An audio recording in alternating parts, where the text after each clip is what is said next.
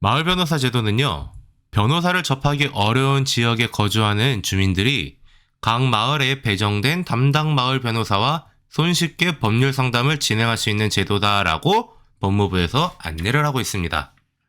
쉽게 이야기하면요, 우리가 살아가는 데 있어서 법조인들의 도움을 받아야 할 필요가 있을 수도 있습니다. 근데 서울과 경기도는요, 각 법원들 앞에 가면은 변호사 사무실이 쫙 널려 있어요. 그렇기 때문에 얼마든지 쉽게 상담을 받을 수가 있습니다. 그리고 비용이 부담이 된다라고 한다면은 대한법률구조공단에서 무료로 상담도 해주고 있어요. 근데 그게 어디 있냐면 법원에 있어요. 그렇기 때문에 대중교통 타고 1시간 정도 가면은 법원 있으니까 거기 가가지고 지원받으면은 되는 제도입니다. 하지만 지방은 그게 어렵기 때문에 법무부에서는 지난 2013년에 이 제도를 도입을 해서 어려운 사람들에게, 그리고 형편이 어려운 사람들에게 무료로 법률 상담을 지원을 하고 도움을 줄 수 있도록 하는 제도를 만들어 놨던 겁니다. 그러니까 이 제도는 원래 어려운 사람들을 위해 존재했던 제도죠. 그런데 2023년 정순실 변호사 사태가 터지면서 학교폭력이 엄청난 사회적 이슈로 올라오면서 2023년 4월 교육부는 정부 각 관계 부처들과 협동으로 해서 학교폭력 종합대책을 발표합니다. 이때 법무부와 교육부가 함께 머리를 맞대서 낸 아이디어가 이 마을 변호사 제도를 학교폭력 피해 학생에게 확대해서 운영하겠다라는 겁니다.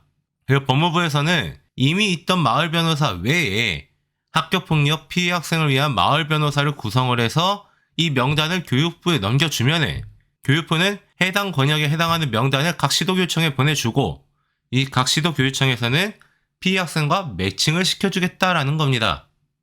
그래서 법무부에서는 학교폭력 피해자를 위한 마을 변호사를 모집을 했고요. 2023년 6월을 기준으로 서울, 경기, 강원, 충청, 경상, 전라, 제주 이렇게 7개 권역으로 나누어서 마을 변호사가 구축이 되었습니다. 원래 마을 변호사는 더 많습니다. 하지만 저 숫자는 학교폭력 피해 학생을 위한 마을 변호사들의 숫자인 겁니다. 자, 그러면은 이 피해 학생과 그 보호자가 어떻게 마을 변호사를 이용할 수 있느냐라고 한다면은요, 먼저 학교 측에다가 명단을 달라고 요구하면 됩니다. 나는 법률 상담을 받고 싶은데 이 명단이 필요합니다라고 학교 측에 요청을 하시면은요, 학교 측에서는 마을 변호사 명단을 제공해 드릴 겁니다.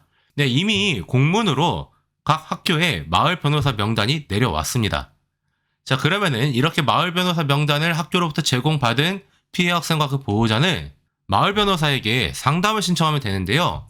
전화나 이메일로 상담을 신청하면 됩니다.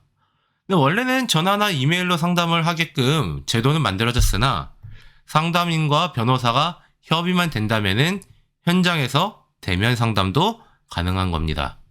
자, 근데 이 상담을 이렇게 하겠다라고 신청을 하면은 늘 그렇듯이 비용이 걱정이 되죠. 우리가 상식적으로 알고 있듯이 변호사 상담 비용은 매우 비쌉니다. 하지만 이 마을 변호사 제도는 무료로 상담이 진행이 됩니다. 자, 그래서 변호사가 먼저 상담을 해보고 나서 그냥 상담이 1회로 끝날 수도 있죠. 근데 이게 아니라 추가적으로 소송을 한다든지 어떻게 한다든지 법률 지원이 필요하다라고 한다면은 대한법률구조공단에게 인계를 해서 그 이후 작업을 진행할 수 있도록 도울 수 있는 제도가 바로 이 마을 변호사 제도라는 겁니다. 학교폭력은요, 늘 그렇듯이 발생하면 안 됩니다. 발생하지 않는 게 가장 좋죠. 하지만 발생해가지고 피해 학생과 그 보호자가 느끼는 고통이 엄청난데 그 피해를 보전받기 위해서 이렇게 제도가 하나씩 갖춰져 가는 것 또한 의미 있는 행보라고 생각이 됩니다.